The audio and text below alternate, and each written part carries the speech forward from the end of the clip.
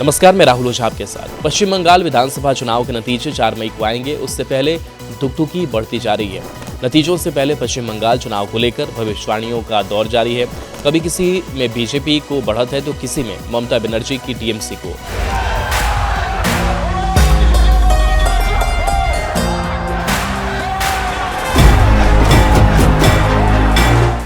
सट्टा बाजार का माहौल भी बंगाल चुनाव को लेकर गर्म है। बंगाल जैसे जैसे मतगणना की ओर बढ़ रहा है, वैसे वैसे सट्टा बाजार का मिजाज भी तेजी से बदलता नजर आ रहा है। राजस्थान का फलोदी सट्टा बाजार भी इसमें खूब दिलचस्पी ले रहा है। फलोदी सट्टा बाजार में दूसरे चरण के मतदान के बाद जो तस्वीर उभर कर सामने आई है, उसने राजनीतिक हलकों में हलचल बढ़ा दी है। ऐसा लग रहा है कि फलोदी सट्टा बाजार ने बंगाल चुनाव पर यूटर्न मार दिया है। दरअसल फलोदी सट्टा बाजार के लेटेस्ट आकलन ने सबको हैरान कर दिया है। एग्जिट पोल से इतर फलोदी बाजार के सट्टा बाजार ने पहले कुछ और संकेत दिए थे, मगर अब दूसरे चरण की वोटिंग खत्म होते ही अलग भविष्यवाणी कर दी गई है। फलोदी सट्टा बाजार के ताजा आकलन की माने तो पश्चिम बंगाल विधानसभा चुनाव के दूसरे चरण के मतदान के बाद बीजेपी यानी भारतीय जनता पार्टी को 150-152 सीटों तक पहुंचता हुआ दिखाया जा रहा है। वहीं तृणमूल कांग्रेस को 137 से 140 सीटों के बीच सिमटता हुआ आंका गया है। फलोदी सट्टा बाजार का यह बदलाव इसलिए भी अहम माना जा रहा है क्योंकि चुनाव से पहले यही बाजार टीएमसी को बढ़त देता नजर आ रहा था, जबकि बीजेपी को करीब 100 सीटों के आसपास ही आंक रहा था।